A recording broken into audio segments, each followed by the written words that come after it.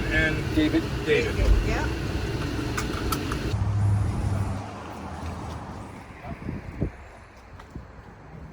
Did you want to tour the outside of this one at all, or I just is it see the video. Because it's the same as the other one that we Yeah. did. I'll as just far go as outside its and features. video. I could show you a couple of things. Sure.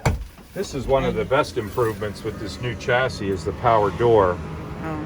The older ones with a manual door, they worked well, but if you were on a hill, it could get heavy to open it up uphill, or it could be dangerous if it slipped out of your hands. It could fly down and risk hurting somebody. So this power door is great. There's a button here that you can open and close it. There's a button on the dashboard that you can open and close it, or you have a control on your key fob, which I just pushed to open or close the door. This is where you fill your fresh water. You can either hook up to a hose, and that would provide all the water, or there's a little door here that I think we can open up, and you put a hose in there or pour water in there. If you want to bring water with you, they put a door on here so you could tell if somebody were to tamper with your water. This particular one has the option of Alcoa aluminum wheels. You can get them with a stainless steel simulator, they call it, but the Alcoas are popular. There's some plugs back here to plug in whatever accessories you might want. We talked about the power awning.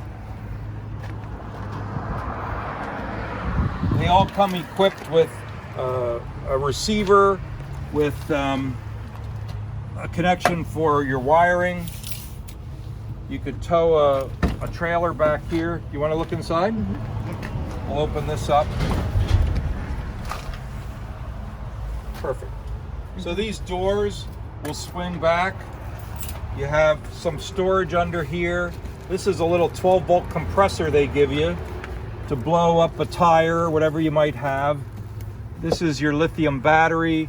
It has seat belts. They finished this off nice, but when you were having passengers, these just tuck up in there like that. There's shoulder harnesses on both sides. So it's a tested and approved shoulder harness. So you could carry 4 passengers in here, all belted in safely.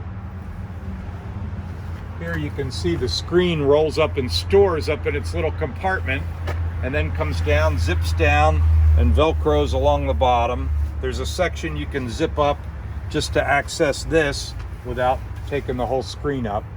It's a really nice design, and with this and the side screen in, you really are getting the maximum flow, if there's any breeze at all.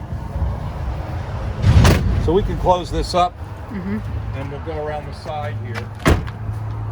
There's a tailpipe for your generator, and they put that on the back side of the van, so you don't have it out underneath your awning.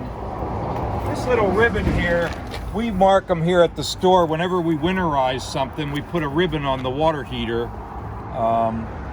just so we can tell at a glance that it's done. We don't have to check or ask anybody. So that's our little telltale for the refrigerator, or for the winterization. But that's the water heater, the furnace exhaust. These are vents for behind your refrigerator.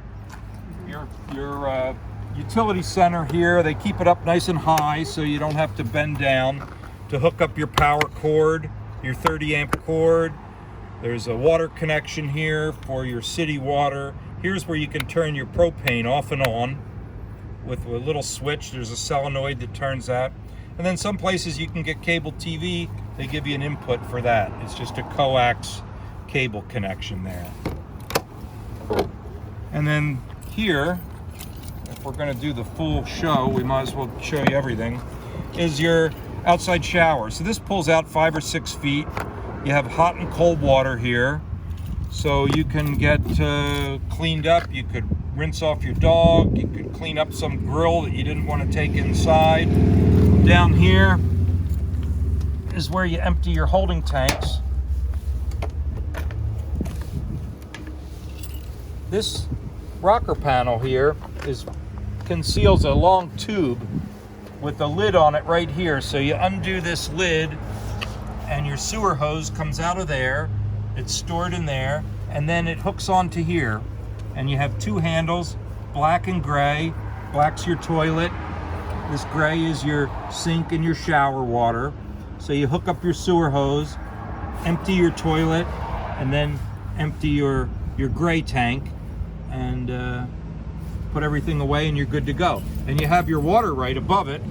So if you want to wash up or rinse something off, you have hot and cold water right here to accomplish that. And it all kind of closes up nice and neat. In a Pleasure-Way, they don't use any pumps or macerators for the black tank. They rely on gravity, and they always position the toilet right above the tank, and then the tank right above the dump valve. So gravity just works every time. There's no question. There's nothing to jam. There's nothing to clog up and perhaps fail on you. You just pull the handle and it dumps itself. So it's a nice, simple, user-friendly system. So I think that gives you a pretty good walk around. There's a lot packed into these small vans.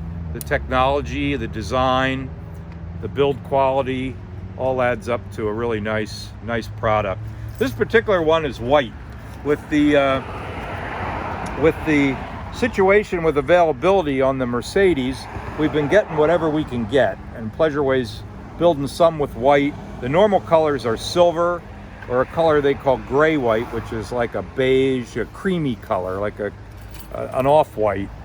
But this particular one is what they call bright white. So it's not a common sight to see them in the white, but like I said, we've been getting whatever we can get. And some people really like it. It's going to be cooler. It's going to reflect the heat. It has a nice clean look to it. So that's about it. Let's see if we can find a TS so you can show that for comparison. Okay. Yeah. Is that good? Yeah, very good. Good. Perfect.